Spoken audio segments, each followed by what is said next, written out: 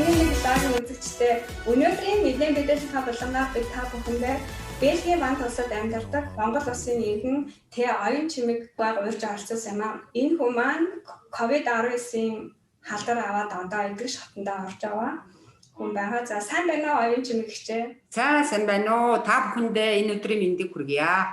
За баярлалаа. Та яаж халдвар хамгийн анх авснаа мэдсэн бэ? Ерөнхийдөө халдвар авснаа бол ерөнхийдөө ойлгомжтой байсан. Манай нөхөр яг ингээд өөрийнхөө ажлыг хийж явж байгаад айлд ингээд сан техникийн дуудлагаар очиход тэр айл нь 2 хоногийн дараа манай хүн лөө залгаад манад ингээд коронавирусын халдвар илэрсэн. Бид гуруулаа ингээд тест маань позитив гарлаа гэдэг мэдээллийг манай хүн лөө утсаар өгсөн болохоор ерөнхийдөө ингээд одоо халдвартай газар ажиллаад ирсэн байх гэдэг мэдээлэл битээр хоёуланд нь ингээд ирчихсэн учраас ерөнхийдөө би нөхрөөсөө жоохон тусгаарлаад эхэлсэн. За яг ингээд нөхрөөсөө би тусгаарлаж эхэлснээс хойш 4 хоногийн дараанаас ахуулаад яг миний би ингээд арц хийгээд ингээд би маань ерөнхийдөө нэг ингээд юмд даруулсан байдалтайгаар тийм тэмдгүүд илэрсэн. Ханиалгаагүй, хоолоо өвдөөгүй, халуураагүй. За тэгээд яг 4 тэгж утаснаас хойш 4 дахь өдрийнх нь орой манай нөхөр ингээд миний бие ард загаад байна гэсэн. За чи халуунаа үзгэсэн. Тэгэхэд халуун 37.3 байсан. За ер нь хоёулаа өрхийн эмчтэйгээ холбогдоод ер нь тест өгөх нь зөв юм байна гэсэн шийдвэрийг гаргасан. За тэгээд өрхийн эмчтэйгээ холбогдоход өрхийн эмчт хоёрт ерөнхийдөө шинж тэмдгүүд явагдчихэж магадгүй гэж хэлсэн. Тэгээд ингээд маргааш ингээд битэрийг шинжилгээнд орохыг зөвлөсөн. За ингээд битэр яг авч өгсөн цагийн дагуу шинжилгээнд очиж орсон. Хэрвээ мэд та коронавирустай бол өнөө оройдоо багтаж хариу гарна.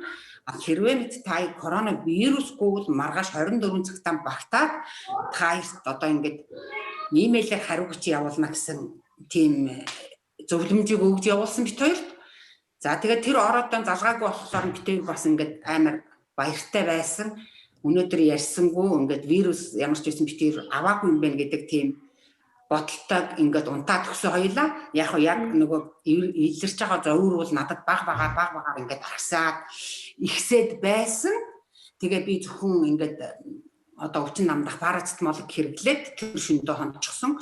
За тэгээд хоёлаа өглөө босч ирээд ингээд өглөөнийхөө цаг цуг уугаа сууж яхад өрхийн эмч маань эхэлж манай нөхөр рүү залгаад ингээд тест чинь позитив гарлаа гэд хэлсэн. Европт бол ер нь ингээд нэг хүний мэдээллийг яг өөрт нь л өгдөг шүү дээ тий. Тэгээд дараагаар над руу залгаад миний утасны дугаар руу залгаад танд бас илэрлээ гэдэг мэдээллийг өгсөн дөө. Та тэгвэл одны араас энэ мэдээллийг сонсчоод позитив буюу эерэг энэ коронавирусыг авсан байна гэдэг мэдээг сонсоод таны толгойд одоо юу орж ирж айд сандарсан уу? Эсвэл жоохон айжил 50 гар хүлээж авав уу? Ямар байдалтай байсан яг тэр мөч. Ингээд өглөөнийхэн цаг цуг сууж ууж агаад хүлээж авсан болохоор манай нөхөр эхэлж ингээд утсаар энэ мэдээллийг авсан болохоор манай нөхөр бол жоохон хүнд хүлээж авсан, царай руу нь харсан. Ерөөхдөө ингээд бараалттай амар одоо яах вэ? Яана гэсэн мэдрэмж илэртэл хүлээж авсан. Миний хувьд бол би коронавирус байтугай урд нь ингээд зөндөө олон бас хүмүүс аюултай ч гэж ярьдаг, хүндч гэж ярьдаг. Тийм өвчнгүүдээ ард гарцсан, туулцсан. Тийм болохоор би коронавирус одоо тийм аймаар чочирдоож, өөртөө ингээд стресс болгоож ингээд айгүй хүнд өвчин тусчлаа гэдэг үүднээс би хүлээж аваагүй. За энэ корона битээ тусгал ёстой байсан юм байна. Хараа хоёлаа даваад гарна. Зүгээр хоёлаа эмчийн зааврыг сонсъё. Эмчийн зааврын дагуу эмчилгээгээ эхлэе гэдэг ийм одоо сайхан үгээр нөхрийгөө тэтгээд хоёлаа ингээд эмчийн зааврын дагуу эмчилгээнд орж эхэлсэндээ таны дахлаад хэр байсан бэ? Та сайд ихсэж урд нь суур өвчтэй байсан гэдэг. За энэ тал дээр бол ихчт нь айгүй одоо түүхч гэх нь хаашаа юм хүний амьдралд бол одоо байх асуудал гэдэг нэг утгаар нь ч юм уу. Миний хувьд бол дархлаа бол би бүр 0 төвшөндөө орсон байсан гэж үзэж болохоор тийм нөхцөл байдал надад байсан. Би энэ ээжигээ бурхны оронд залаад 11 хоног дээр нь ийм короногийн шинж тэмдэг илэрчлээ гэсэн бас нэг муу мэдээ сонссон, хүний газар ээж дээр ингээ очиж чадаагүй ийм байдал нөхцлөөс ахуулаад надад амар стресстэй, амар сэтгэл санааны гутралтай байсан болохоор миний тархлаа бол тийм сайн байгаагүй гэдгийг бол би өөртөө 100% хэлж чадна. Ээжийнхаа бурхан болчлоо гэж сонсоод даралт маань ингээд бүр 280 хүрсэн тийм тохиолдол байгаа надад. Тэгээ би даралтаа арай гэж нэг буулгаж аваад жоохон гайгүй болох гэж байтал энэ вирусыг ингээд тээчгсэн гэдэг шалтгаан бол би энэ нутагт ирээд одоо монголчууд маань хавдар аймаар, хавдар тийм аюултай гэдэг тийм хавдрын өвчнгүүл ерөнхийдөө биеэрээ туулаад гарчихсан, одоо идэгчгсэн тийм одоо эднийхаар бол эмнэлгийнхаа хяналтанд явдаг тийм хүн тийм болохоор хууч өвчин бол ерөнхийдөө барьж туссан надад, мигрен барьж туслаа, ходоод барьж туссан. За тэгээд эмчийнхаа зөвлөсний дагуу тэр талынхаа эмчилгээнүүдийг би бас давхар авсан байгаа. Эмчийн зүгээс хамгийн ихний ямар эмчилгээг хэрэглэж зөвлөж байна? Эмнэлэгт үлдэх шаардлагагүйгээр та гэрээрээ эмчилгээ хийлгсэн байна гэж би ойлголоо. Тэгээд ямар тариа одоо эмнэлгийн зүгээс зөвлөж байна? Коронавигийн позитив тест илэрсэн гэдэг мэдээллийг манай өрхийн эмч хамгийн эхэлж дамжуулсан байгаа. Тийм болохоор өрхийн эмч өөрөө эмчилгээний талаарх зөвлөмжийг битээрт бас өгсөн байгаа. За хамгийн нэгдүгээрт манай нөхөр толгойн зэрэг өвдөж байгаа бол өвчнөө зогсоохын тулд парацетамолыг 4 цагийн зайтаа уу гэж зөвлөсөн. За дээрэс нь нэмээд энэ коронавирус хүний бийд орохдоо ингээд нөгөө цусны бөөгнөрл гэж нэг юм имийг үүсгдэг юм байна. Тэр бөөгнөрийг одоо ингээд бөөгнөрүүлж цусыг ингэж өтгөрүүлэхгүй байхын тулд аспирин С-г өдрийн 3 удаагаар уу гэсэн. Дээрэс нь нэмээд витамин С-г давхар уу гэсэн. Ерөөсөө л яг корона талаас эмчилж байгаа одоо ийм тарианы хувьд л ердөө л энэ. Тэгэхээр коронавирусыг бол ер нь яг эмчилсэн антибиотик тийм ийм тариа гэж бол одоогийн байдлаар бол гараагүй. Ерөөсөө л гарын доорох хамгийн энгийн витамин С чи ерөөсөө айл бүхэнд байх шаардлагатай. Аспирин С ч гэсэн хүмүүс цус шингэлдэг гэдэг утгаар нь манайха айгүй сайн мэддэг юм байлээ. Ер нь аспирин С ч айл бүхэнд байгаа.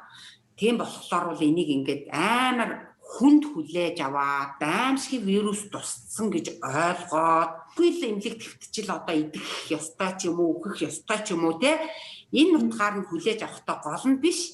Хүн ямар нэгэн байдлаар тусчлаа гэхэд гэрийнхаа аптекийг онгоолгоод аспирин С-гээ сайхан халуун усанд найруулад уу, витамин С-гээ өдрийн 3-аар сайхан уу, ингээд хоол хүнсээрээ өөрийгөө тор хамгийн чухал юм хүн өвчин тусахад сэтгэл санаа хамгийн чухал юм.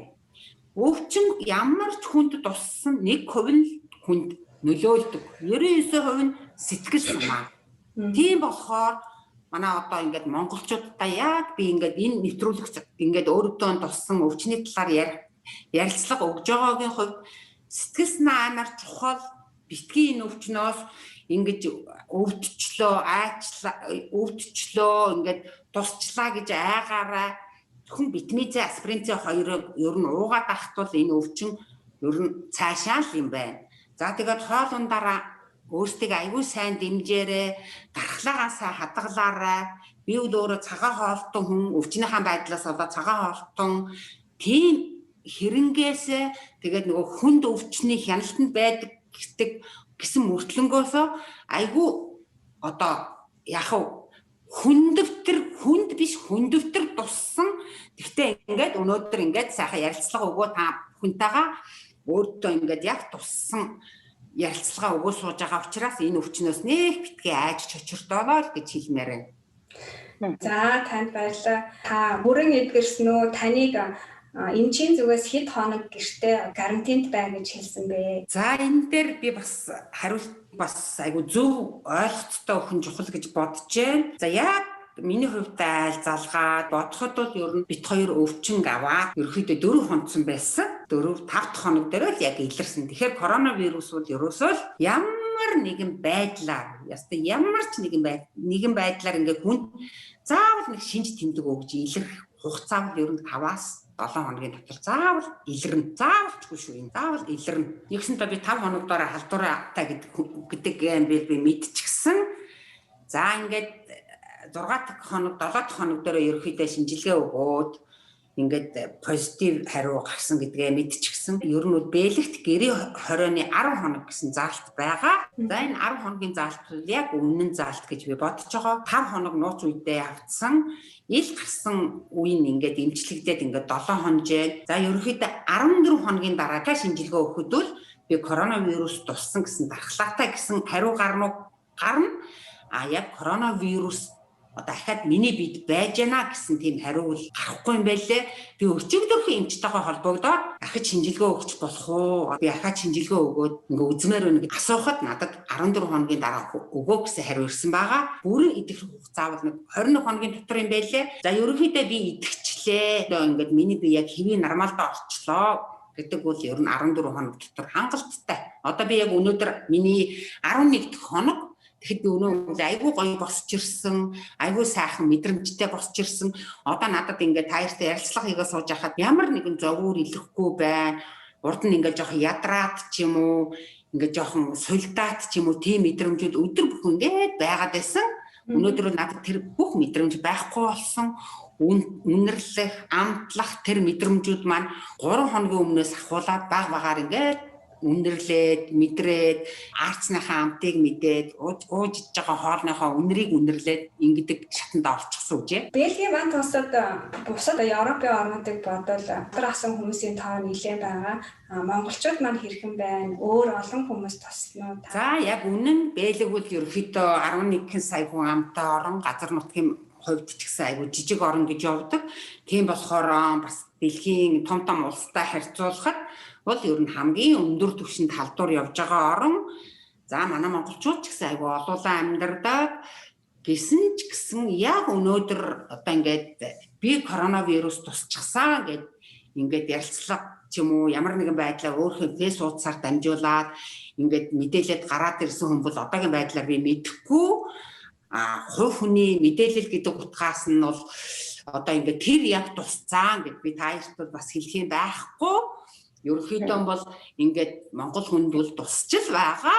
Манайхаа яах вэ ингээд боломжоор даваад гарч л байгаа гэж би бодож байгаа. Таны зүгээс манай энэ мэдээллийн булангаар дамжуулаад эх орондоо сууж байгаа бас энэ өвчнөөс айж сандраад байж байгаа хүмүүс ч байж байгаа.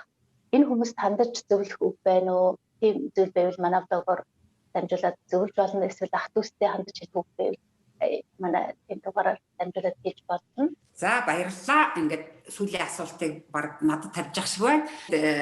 Монгол суугаж байгаа миний Монголын ард түмэн одоо аимшигын дахал өвчнөд нэрвэгдэжээд одоо 0 зогсолт хүртэл ингээд хийж гэн. Энэ бол яг тийм шатанд явхаар бас арайч тийм бишээ. Одоо дахиад давтаад хэлчихье. Би бол ингээд урд нь ингээд хавдар эмчлүүлээд ингээд явж байгаа эмэгтэй Монголын л нэг жирийн нэг эмэгтэй тийм байсан хэрэгнээсээ коронавирус би тусаад гэртээ карантинлэгдээд ард нь гараад өнөөдөр ингээд сайхан ярилцлага өгөө сууж. Тийм болохоор эрүүл сарвал миний Монголын ах дүүс энэ өвчнөөр өвдсөн ч гэсэн гарын дорчинд байгаа аспирин С, витамин 2-оо уугаад ахтал ерөнхийдөө идэвхчин битгий айц сандраараа дархлаагаа сайн дэмжээрэй. Муу одоо янз бүрийн мэдээлэлд битгий автаарай. Идэхгүй өвчин бол биш юм байна. Бүр ингээд их стресстэй бархлаагаа унгаан, дархлаагаа сайн дэмжээд, масгаа зүгээд, зайгаан бариад, гараа угаагаад ингээ явж яхад бол ер нь тусахгүй. Би өөрөө бол бас яг энэ ариун цэврийг л амар сайн сахижсэн хэрэгнээсээ л ингээ авчихсан.